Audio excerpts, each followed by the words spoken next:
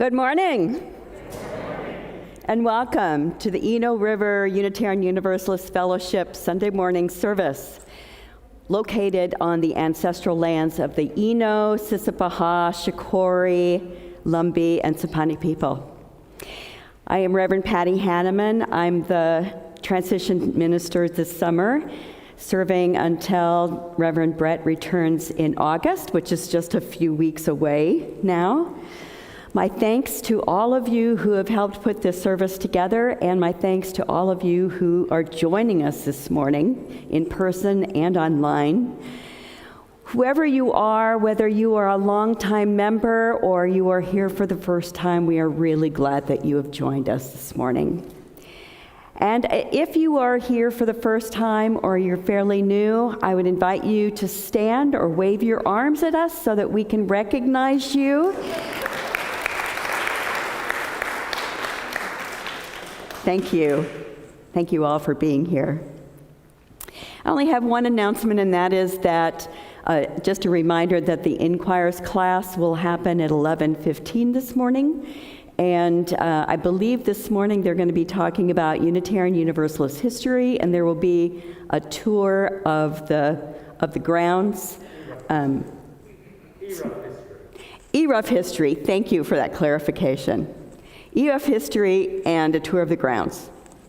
So if you are interested in that, I invite you to follow the directions. I believe there's a sign out front that will tell you where the class is, and you can join them at 11:15. Let's take a moment now to kind of center ourselves, turn off our cell phones or our other electronic devices, and take a couple of deep breaths together.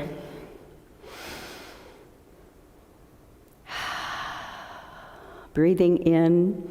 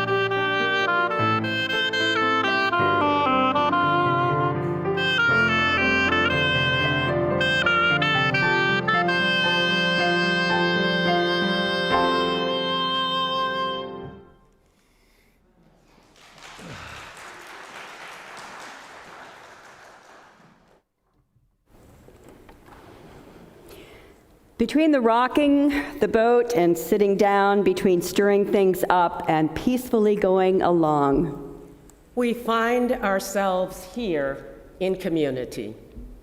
Each called from many different journeys, many different life paths onto this river road.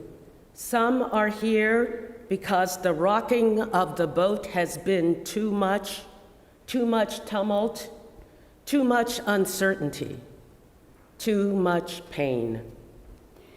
Some are here with questions about where the boat is going, how best to steer it, where this journey ends. Others are here as lovers of the journey, lovers of life itself. Here in front, beside, behind, each a passenger, each a captain, doing the best we can. Rest here in your boat with me, the river calls. Listen to how I flow, the sound of life coursing all around you. Let the current hold you. Let the current guide you. The river that gently flows through your soul whispers, "Come, let us worship."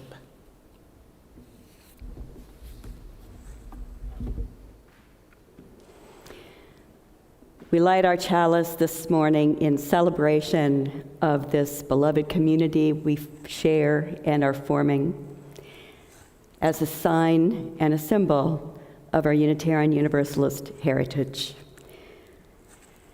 I invite you now to join me in singing our opening hymn, number 66 in your gray hymnal, "When the Summer Sun is Shining." Please stand in either body or spirit as we sing this together.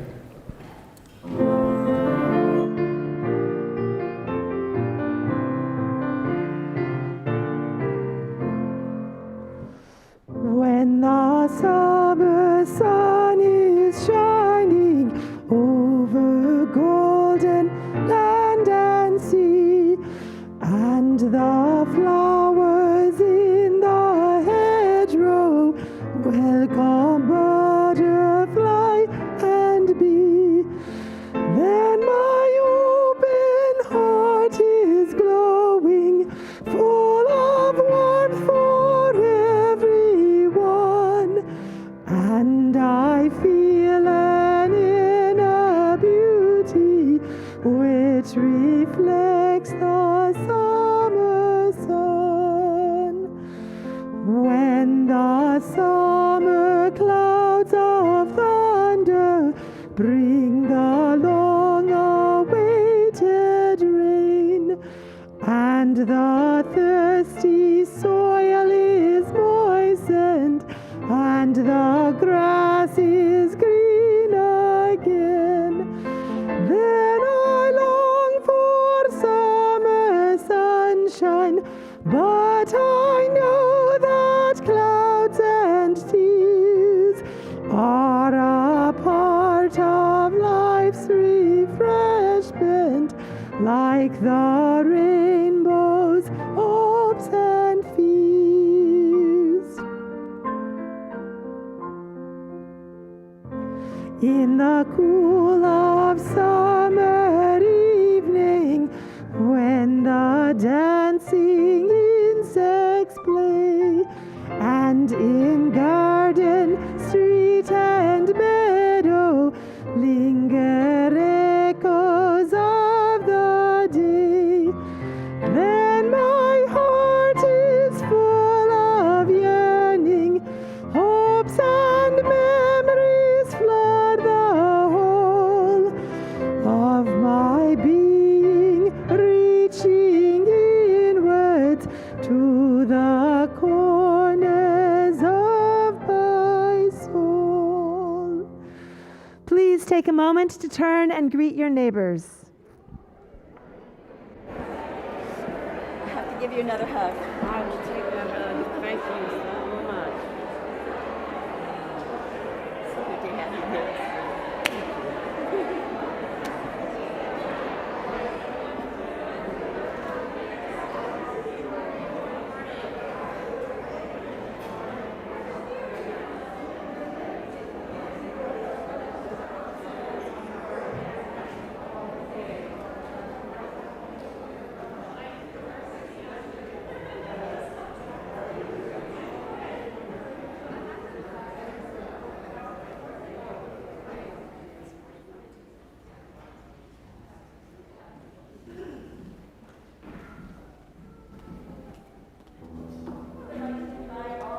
And young at heart to come down for a story.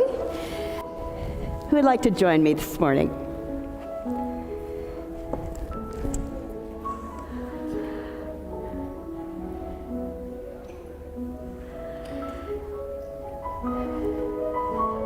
Come on down. Can gather up here.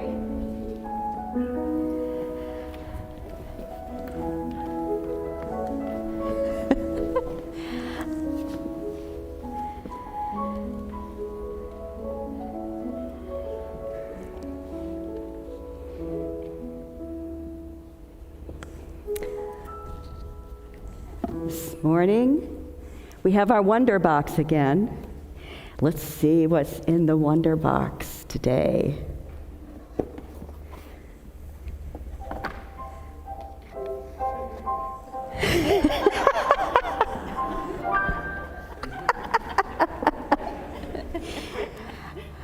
I wonder what she's going to play next. So, first of all, I have a heart. I was actually going to make this into a greeting card yesterday. I was planning on taping, or not taping, but gluing some things, some pictures onto it, and I found I had no glue in the house. So, can you imagine having a household without any glue? Right, crazy.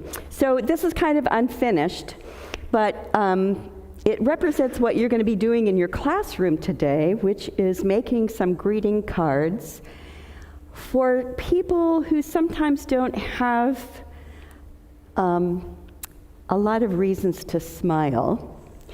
People who live in nursing homes. You're going to be making some greeting cards for some people that live in Hillcrest. And so this heart is kind of represents the love that we give to people that we may not see very often, but are important nonetheless. And I have a story that's related to that. It's called Miss Tizzy. And let's see what the book has to say.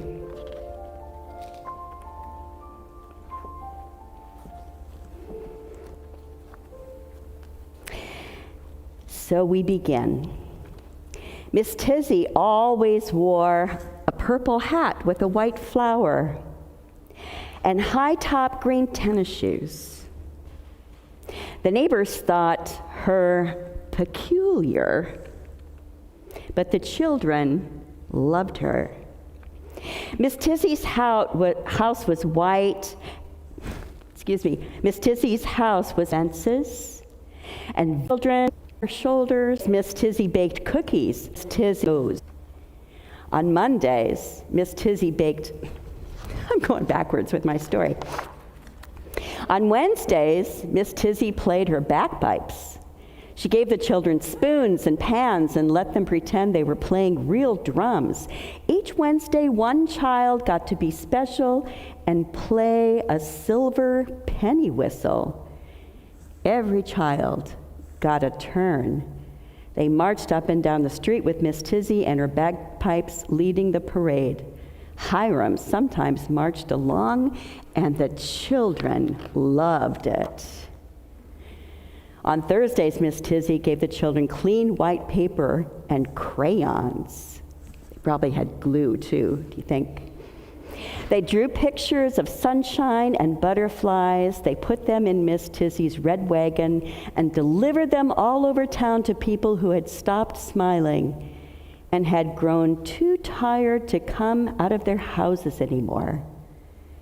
Hiram rode in the front of the wagon with a red ribbon around his neck, and the children loved it. On Fridays, Miss Tizzy opened her trunk, and they all played dress-up. There were hats with feathers and hats with bows.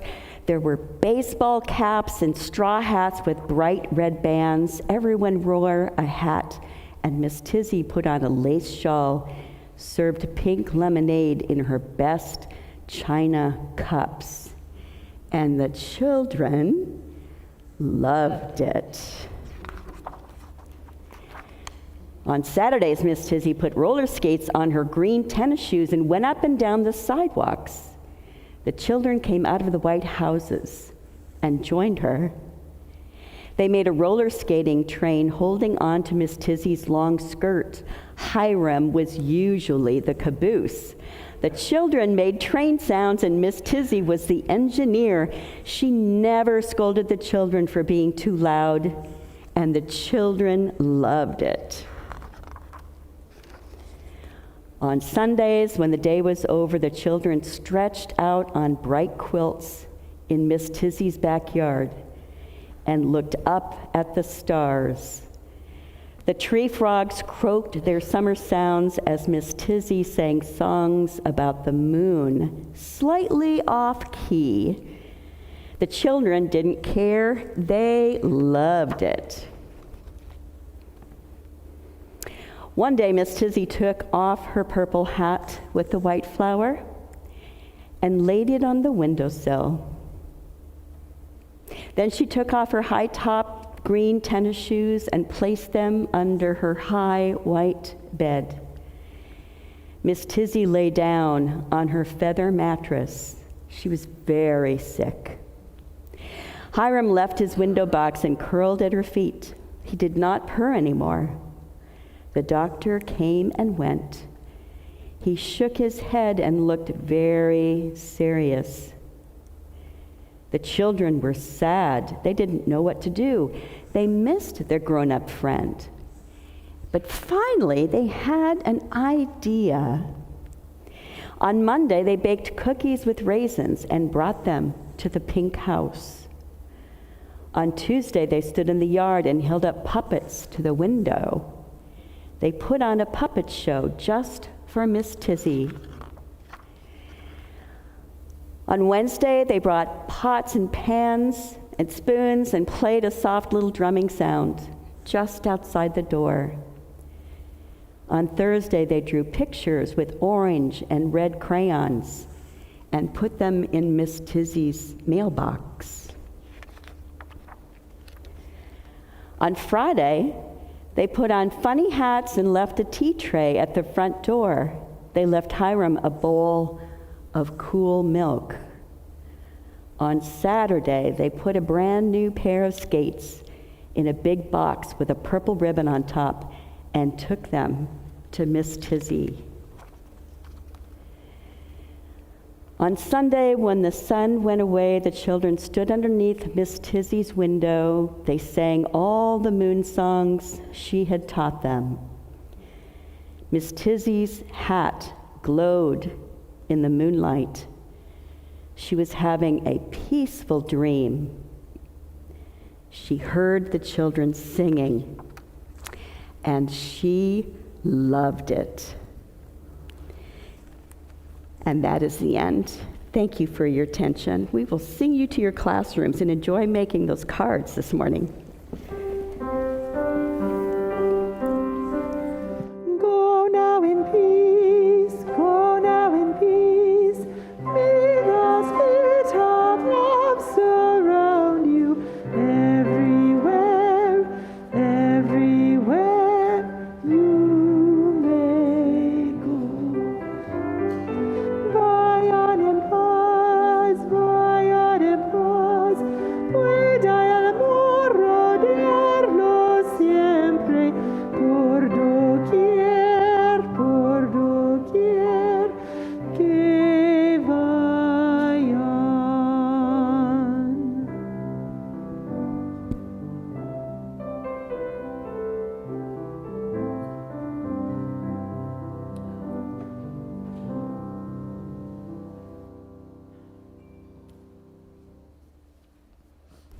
Good morning.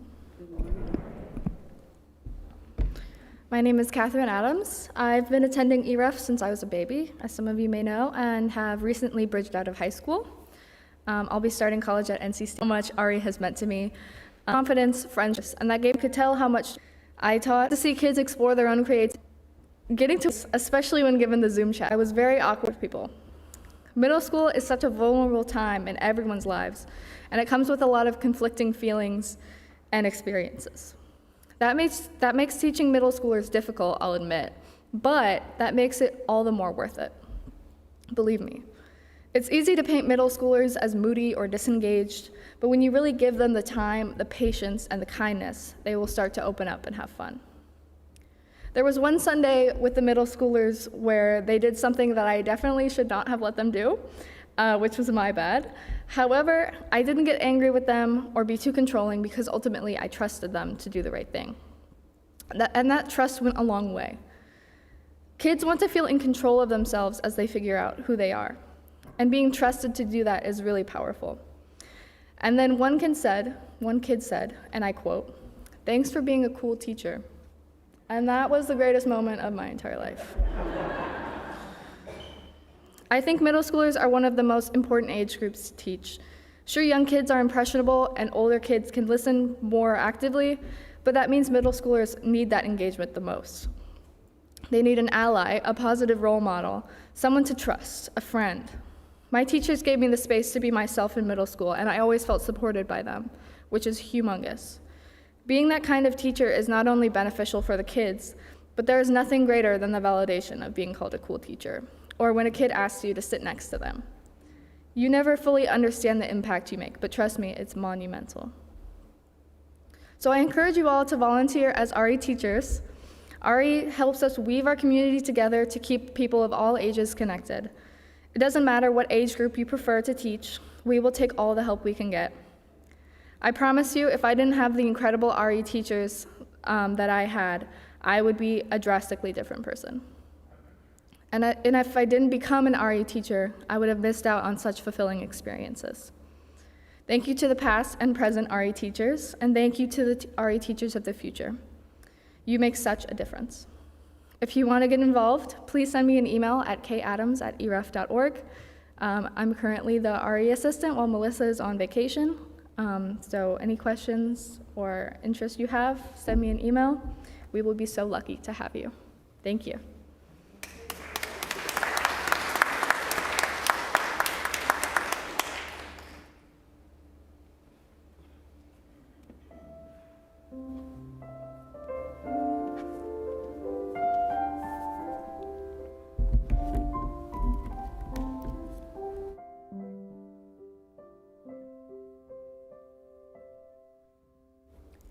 Good morning, everyone, and good morning to those watching us online. My reflection today is titled Out of a Great Need, which is from a quote by the 14th century Persian poet Hafiz. I didn't discover this quote, Reverend Patty provided it for me, and it's the last sentence in my reflection. So I do want to credit Hafiz and Reverend Patty with that. About 5 years ago, I was visiting my daughter in Maryland and went with her and my grandson to the ERUUF Fellowship where she was a member. As the congregation sang the children out to Go Now in Peace, I took my grandson's hand to escort him to the religious education program in another building on the campus. And as we entered the narrow hallway leading to the classrooms,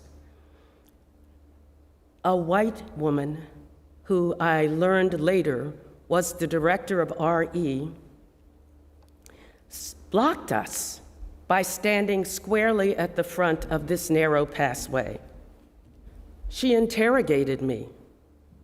Who was I? Why was I in the building? Had I mistaken this church for a different one that might be close by? Nearly every Sunday for 15 years, I have entered this space that I call holy to examine and affirm the calling of my heart to this faith. Someone strikes the bell, and as the sound waves dissipate, I try to make a quiet connection to my own understanding of ultimacy. But sometimes a little thing will distract me. I look around and see how few in this community look like me. I feel foreign, an oddity. I feel myself as one stopped in the hallway of a church where my phenotype marks me as suspect, as not belonging. Phenotype, the observable ones like skin color, hair, and facial features, also mark me as having a different story from the most powerful constituency in this country, a constituency of which most UUs are a part. but my experience tells me that the only story of me and mine credited by the majority of white Americans includes a narrative that people who look like me are inherently unworthy, willfully uneducated, victims only of our own indolence, and up to no good. It is a narrative that leads a UURE director to see something in me other than a woman who could be her neighbor, a person who might be called to the affirmations of this faith, a person other than one who might simply wish the child holding my hand to find an authentic and affirming way to be in community. I believe I have found variations of this narrative here in some interactions with white acquaintances and even dear friends, asserting, for example, that they are colorblind, a proposition that denies the entirety of my lived experience. That white skin is an economic disadvantage, that hand clapping is the inevitable consequence of increased Black membership, that willful ignorance of America's real history is pardonable, and most distressingly, that white people are not morally culpable when, in their opposition to abortion or so-called affirmative action programs, they make common cause with white supremacists who believe that I and my progeny and families of origin are not human, that non-Christians, the disabled, and other marginalized people are not human or are lesser humans, and that white people are justified in killing us.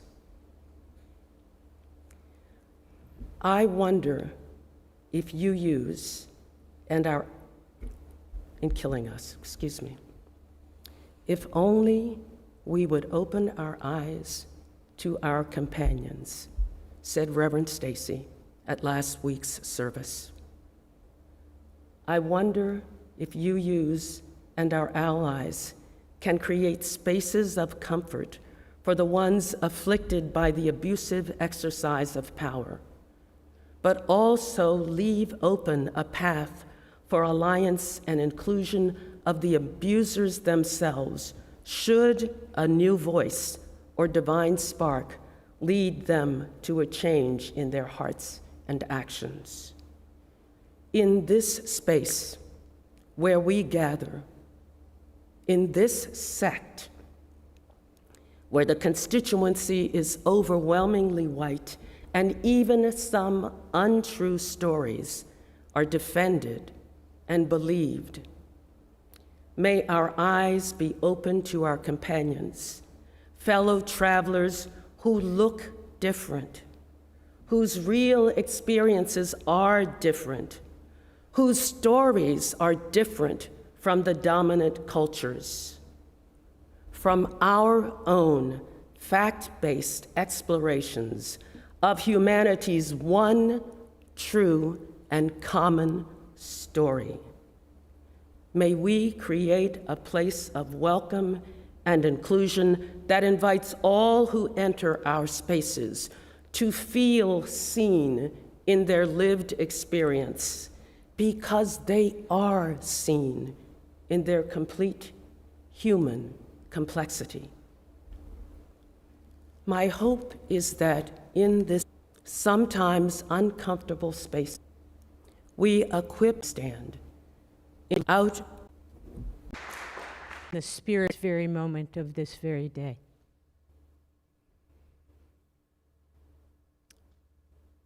Allow your hearts to open as I share these words from Monica Cummings. Let it be done. Dear unknown, unknowable, yet known by many names, keep us mindful that we are all related. That when one of us is ignored and treated with dis-ease, we all suffer. Today, let each of us commit to welcome the stranger. Let us move beyond our comfort zones and connect people labeled different and push to the edges of society. We can make a difference. We can transform lives. We can bring harmony and healing to the places and spaces where we live, work, and play.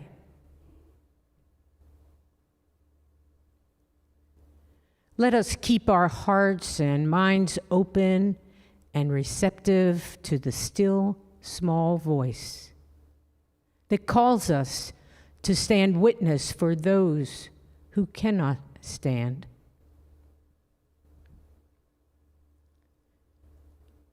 To speak the truth for justice for those without a voice, and to lead the way on the journey toward wholeness for those without sight.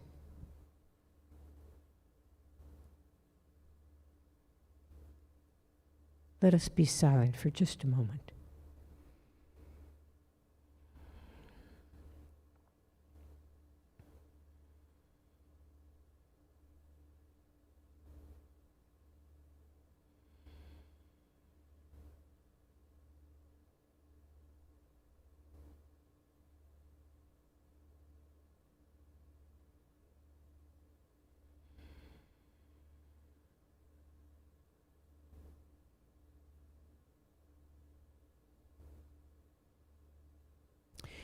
In the spirit of love, compassion, and beloved community, let it be done. Blessed be, Ashe, Amen.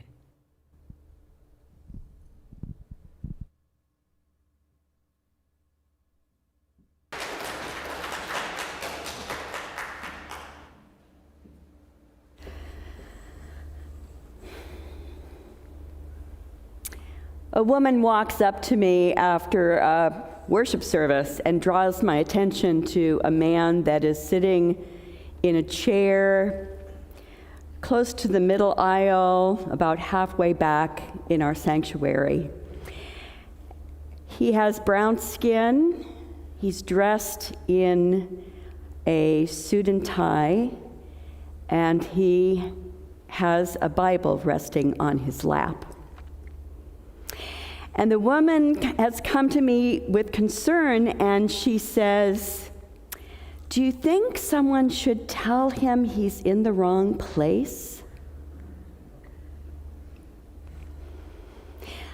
A young woman attends our Sunday service, and she listens to an announcement talking about the upcoming services auction.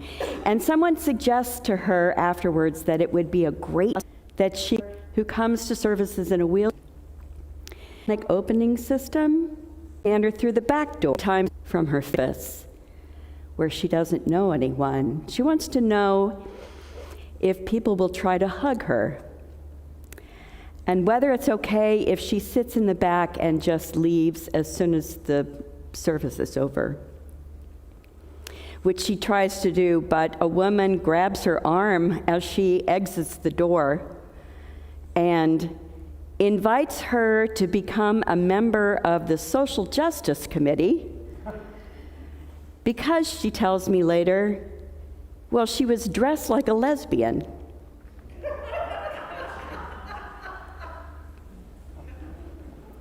I can't get the woman to answer my phone calls after this service.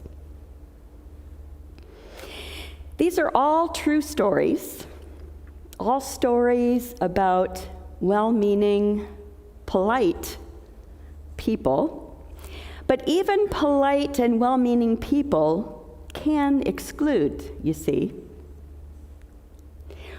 What does it mean to extend hospitality within our congregations?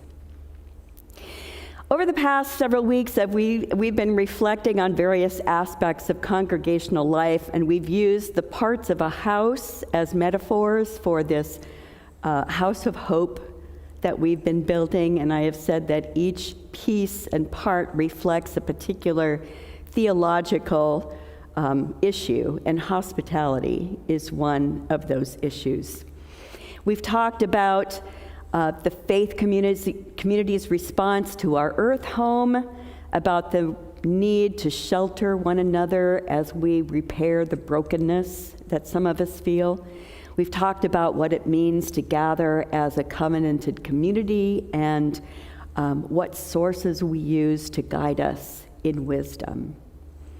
All of these have helped us discuss the complexities and nuances of what it means to be a faith community that is life-giving and hope-sustaining within a liberal and progressive context.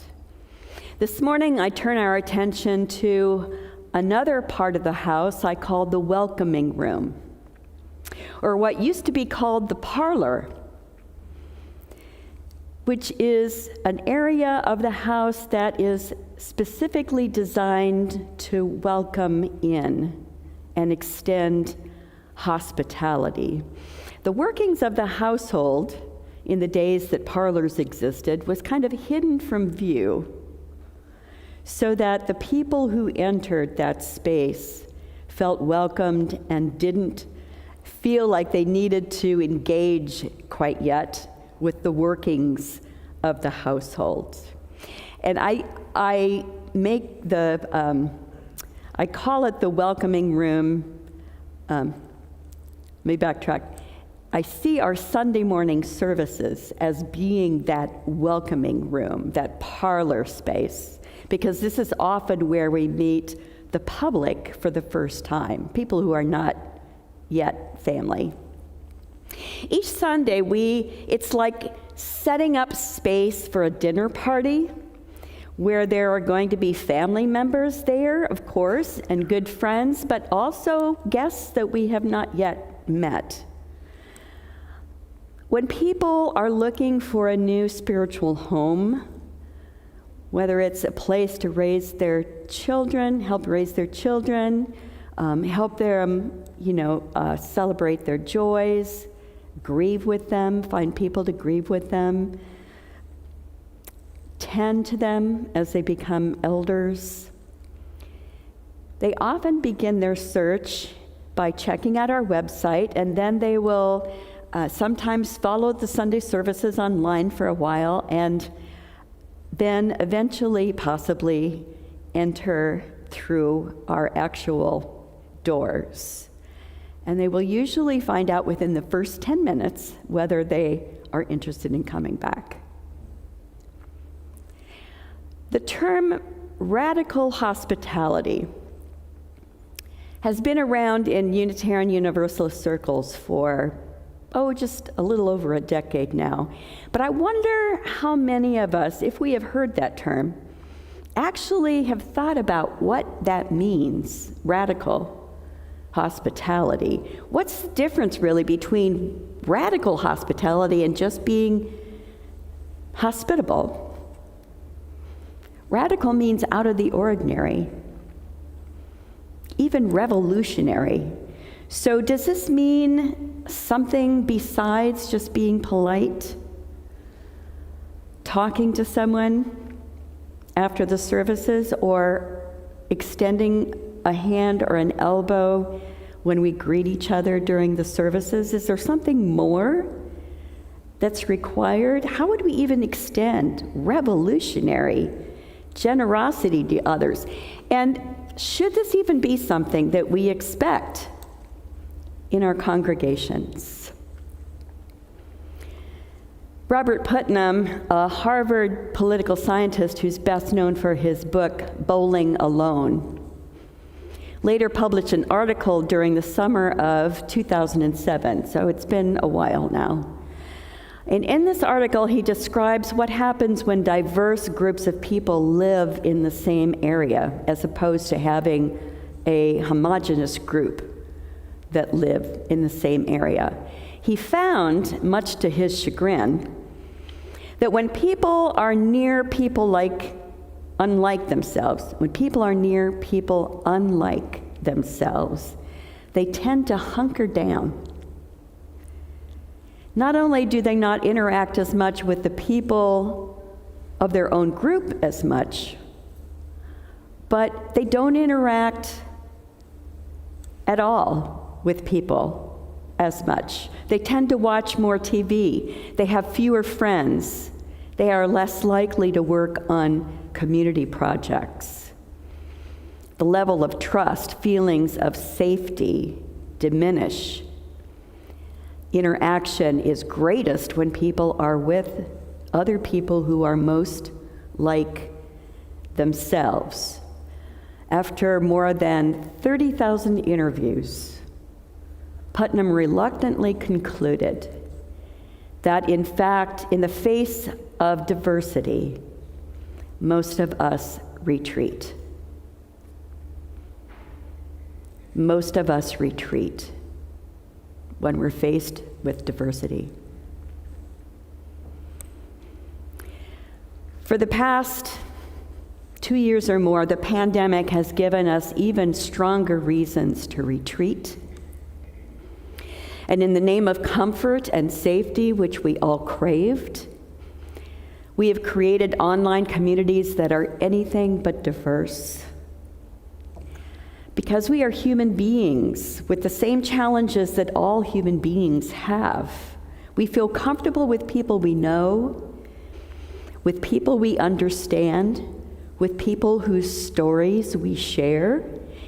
And so we often come here on Sunday mornings and gravitate towards those people.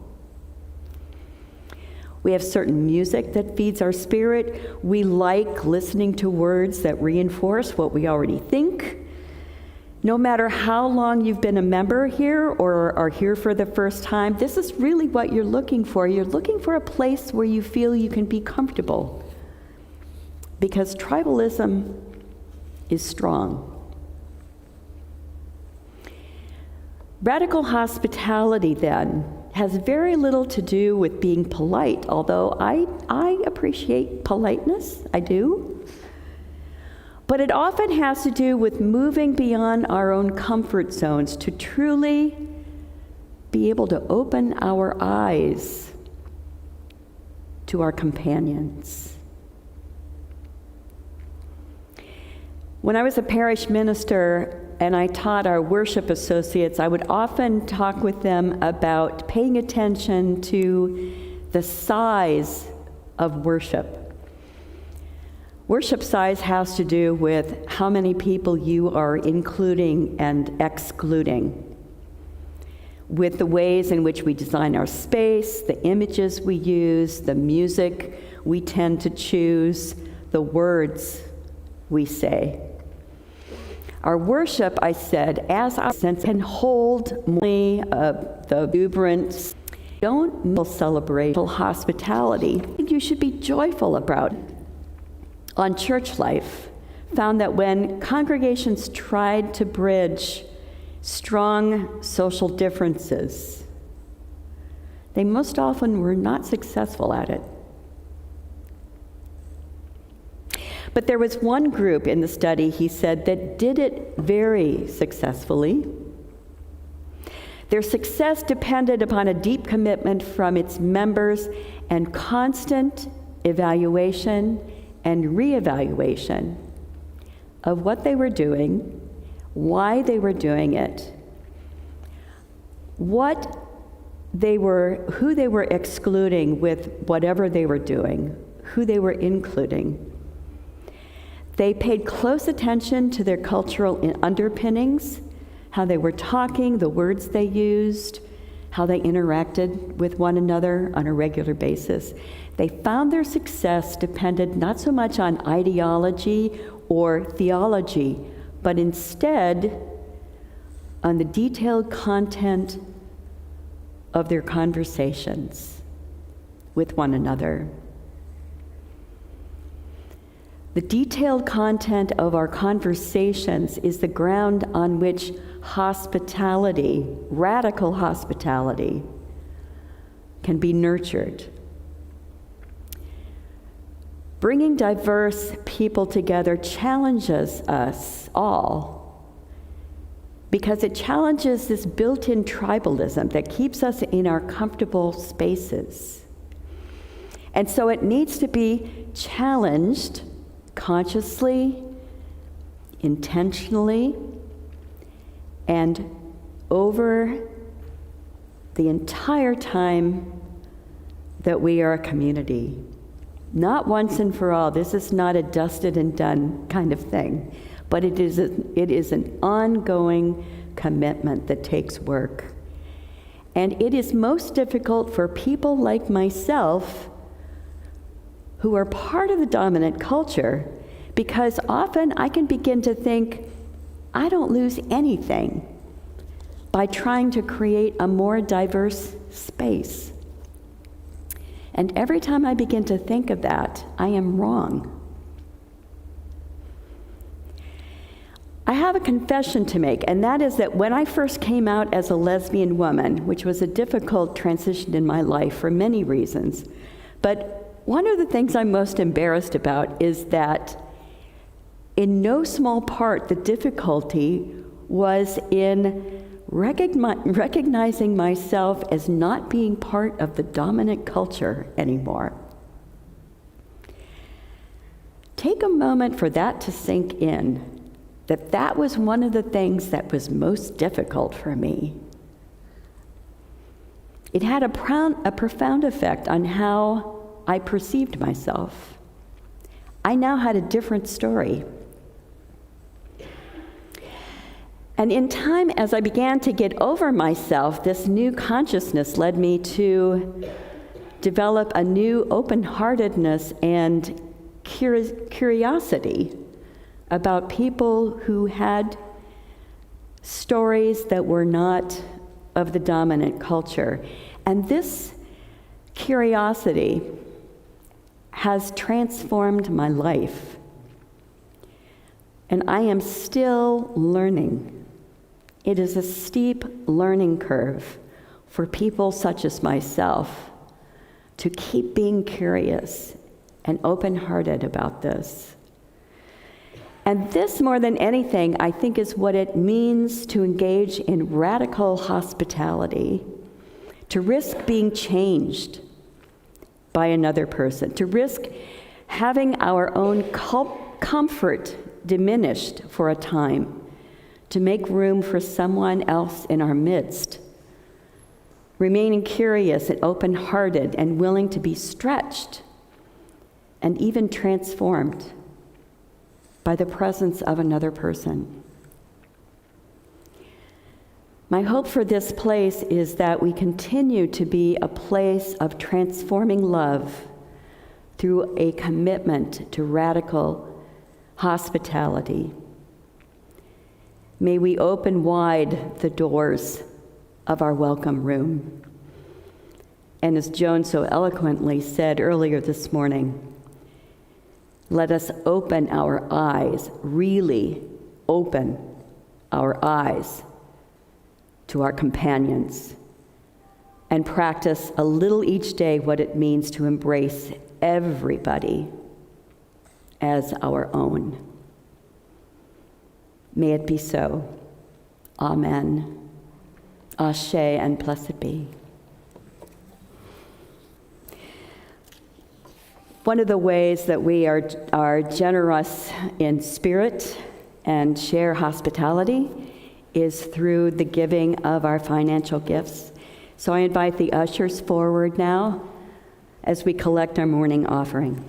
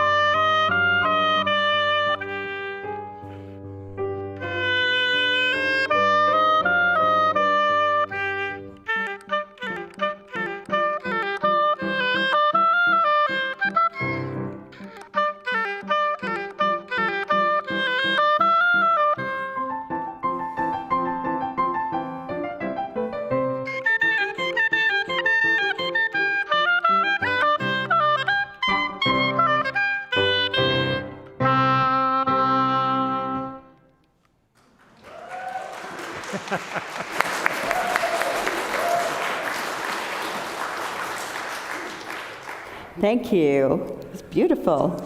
And thank you all for your generosity this morning. Let's have our closing hymn. It's number 407 in your hymnal. We're going to sit at the welcome table. I think we'll just sing 2 verses of this morning, okay? Please stand in either body or spirit as we sing this together.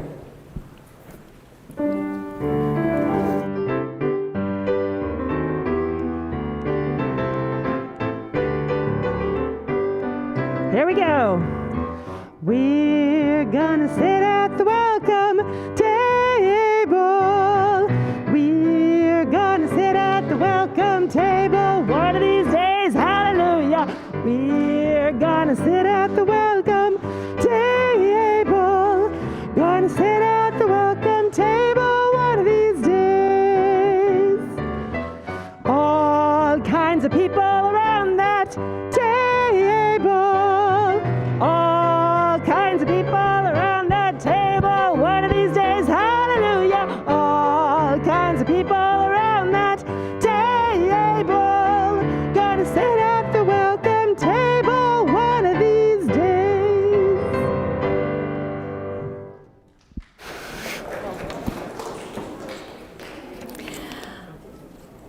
Uncross your arms.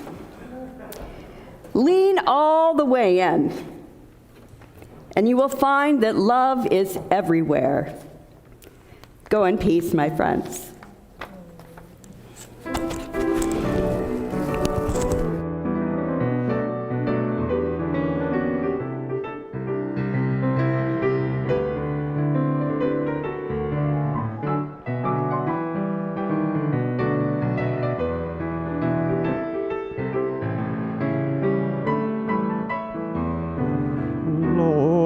We don't need another mountain. There are mountains and hillsides enough to climb. There are oceans and rivers enough to cross, enough to last till the end of time. What the world needs now is love, sweet love.